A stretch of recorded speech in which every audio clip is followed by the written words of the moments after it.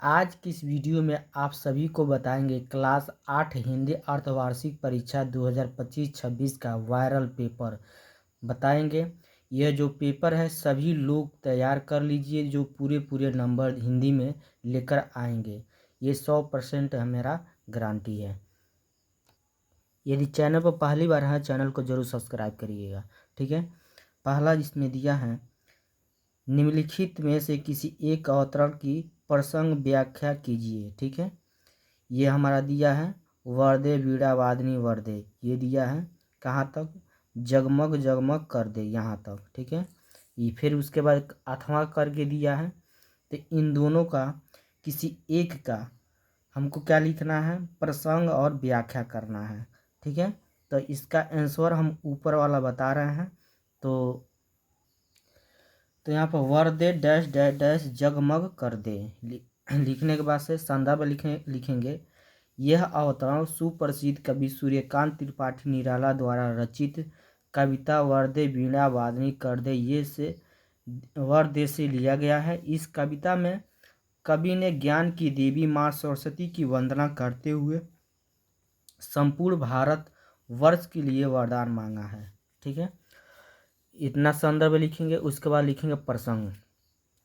प्रसंग में क्या लिखेंगे, कवि इस कविता के माध्यम से माँ सरस्वती से प्रार्थना कर रहे हैं कि वे भारत के लोगों में अज्ञानता को दूर करके ज्ञान का प्रकाश भर दें।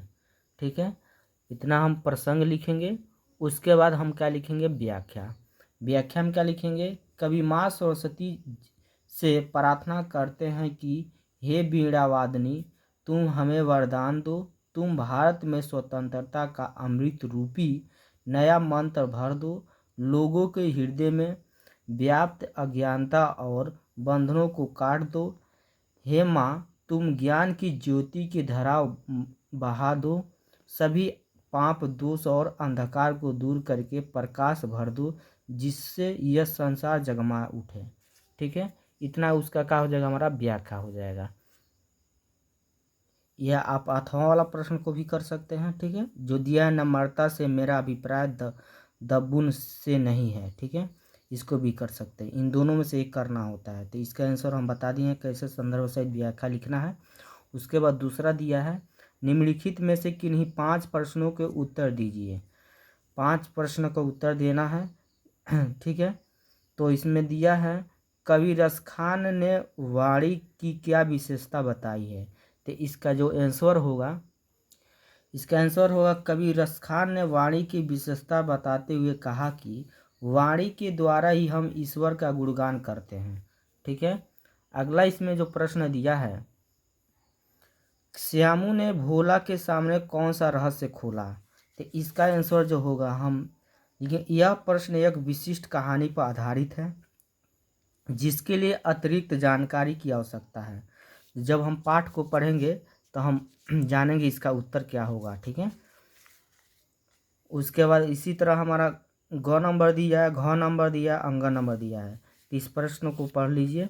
दिया ख नंबर, ग नंबर, शारदा सुब्रह्म को वीर जननी की पुरस्कार क्यों मिला। ठीक है। घ नंबर प्रश्न है, सावित्री कौन थी, उनका विवाह किससे हुआ था, जापान में हिंदी की क्या स्थिति है। ठीक है। तो ये जितना प्रश्न है इसका उत्तर आप स्वयं ढूंढ कर पढ़ सकते हैं। ठीक है। और तीसरा दिया है, निम्नलिखित शब्दों को अर्थ लिखिए। दिया है, कुहराम, करुण, उपद्रव, अग्निसंस्कार, अनमना, उत्कंठति। ठीक है। इसका हम अर्थ बता रहे हैं। तो इसका अर्थ कुहराम का होगा कोलाहल, हाहाकार, शोरगुल, दुखद घटना। ठीक है। करुण का होगा यहाँ से भरा हुआ, दयालु, दया। अग्नि संस्कार के का होगा, दाह कर्म, मृत शरीर को अग्नि के हवाले। ठीक है। अनमना का होगा उदास, खीन, जिसका मन किसी काम में न लगे। जग कंठीन का होगा कठिन, रुकावट या बाधा। ठीक है। इसका आंसर हो जाएगा। इसका जितना भी आंसर हम बता रहे हैं आप अच्छे से तैयार कर लीजिए। ठीक है। इसमें जो चौथा दिया है, भारत के महान व्यक्तित्व की कोई एक कहानी लिखिए। ठीक है। तो इसमें कहानी आपको लिखना है किसका किसका, महाराणा प्रताप, हनुमान का, कोलंबस का, शिवाजी का, अमेरिका की खोज, सत्यवादी अधीनता की स्वीकार नहीं की, सीता की खोज। इसमें से कोई भी एक हम कहानी को हम लिख सकते हैं, सारांश लिख सकते हैं। इसमें अगला दिया है, निम्नलिखित में से किन्हीं दो मुहावरों का अर्थ लिखकर वाक्य प्रयोग कीजिए। 9-11 होना, अंधे की लाठी होना, अक्ल का अंधा। तो इसका जो आंसर होगा 9-11 होना का होता है भाग जाना। वाक्य प्रयोग होगा, पुलिस को देखते ही चोर 9-11 हो गए। ठीक है। अंधे की लाठी होना, इसका मुहावरा होता है एकमात्र सहारा होना। वाक्य प्रयोग होगा, श्रवण कुमार अपने माता पिता के लिए अंधे की लाठी थे। अक्ल का अंधा, यानी इसका होता है सही मुहावरा मूर्ख होना। वाक्य प्रयोग होगा, इतना समझाने पर भी वह नहीं समझता। ठीक है। अगला इसमें जो प्रश्न दिया है, निम्नलिखित शब्द समूह के लिए एक शब्द लिखिए जिसे जीता न जा सके, विश्वास करने योग्य। ठीक है। तो जिसे जीता न जा सके इसका होगा अजेय, विश्वास करने योग्य नहीं है, विश्वसनीय। ठीक, इसका होगा। ठीक है। अगला दिया है हमारा प्रश्न, कहा है कि निम्नलिखित शब्दों में से दो दो पर्यायवाची लिखिए।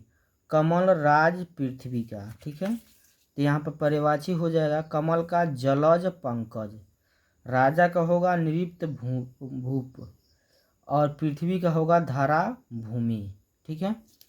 अब उसके बाद से दिया है विलोम शब्द दिया है। निम्नलिखित शब्दों को विलोम शब्द लिखिए। लड़का का, उसके बाद राजा का, निश्चित का, सफलता का, ईर्ष्या का। तो यहाँ पर हम लड़का का होगा लड़की होगा, राजा का रंक होगा, निश्चित का अनिश्चित होगा, सफलता का असफलता होगा, ईर्ष्या का होगा प्रेम होगा। अगला प्रश्न जो दिया है, काल की परिभाषा और उसके प्रकार लिखिए। तो उसका आंसर होगा क्रिया के जिस रूप से कार्य के होने के समय का पता चले उसे काल कहते हैं। काल का मुख्य 3 प्रकार के होते हैं, भूतकाल, वर्तमान काल, भविष्य काल। ठीक है। इसमें प्रश्न नंबर 8वां दिया, अपने प्रधानाचार्य जी के नाम 2 दिन के अवकाश के लिए प्रार्थना पत्र लिखिए। तो इसका प्रार्थना पत्र हम कैसे लिखते हैं, तो यहाँ पर लिखेंगे पहले सेवा में श्री प्रधानाचार्य जी, फिर उसका विद्यालय का नाम लिख देंगे। उसके बाद से लिखेंगे यहाँ विषय 2 दिन अवकाश हेतु प्रार्थना पत्र। उसके बाद लिखेंगे यहाँ पर महोदया, सबने निवेदन यह है कि मैं आपके विद्यालय में कक्षा 8 का छात्र हूँ, मुझे अवकाश का कारण बता देंगे, लिख देंगे के कारण, दिनांक लिख देंगे, यहाँ डेट हम लिखे हैं से, यहाँ पर इन 2 दिन के हम डाले हैं 24/10/25 से 26/10/25 तक 2 दिन का अवकाश चाहिए। तो आपको जो डेट का आवश्यकता पड़ेगा उस डेट को आप डाल सकते हैं। ठीक है। और उसके बाद अतः हम लिखें आपसे विनम्र निवेदन है कि आप मुझे 2 दिन का अवकाश प्रदान करने की कृपा करें। उसके बाद लिखेंगे धन्यवाद, आपकी आज्ञाकारी से कक्षा 8। उसके बाद से नाम भी लिख सकते हैं, उसके बाद दिनांक लिख सकते हैं। ठीक है। इतना लिख देंगे तो आपका प्रार्थना पत्र का होगा तैयार हो जाएगा। उसके बाद से 9वां है, निम्नलिखित में से किसी एक विषय पर निबंध लिखिए। होली मेरा प्रिय खेल। ठीक है। तो आप होली या मेरा प्रिय खेल पर निबंध लिख सकते हैं। अगला है, निम्नलिखित गद्यांश हिंदी अनुवाद कीजिए। ये हमारा संस्कृत में दिया है, इसका हिंदी अनुवाद करना है गद्यांश। उसके बाद यहाँ नीचे भी अथवा करके दिया है। तो ये जितने प्रश्न है आप स्वयं आपका इसका आंसर आप ढूंढ कर पढ़ लीजिएगा, तैयार कर लीजिएगा। ठीक है। जो भी हम प्रश्न बता रहे हैं इसको अच्छे से तैयार कर लीजिए, सब वायरल पेपर है यह समझिएगा। ठीक है। तो ये वीडियो अच्छा लगा है तो लाइक करिए, कमेंट जरूर करिएगा। ठीक है। यदि चैनल पर पहली बार हैं चैनल को जरूर सब्सक्राइब करिए।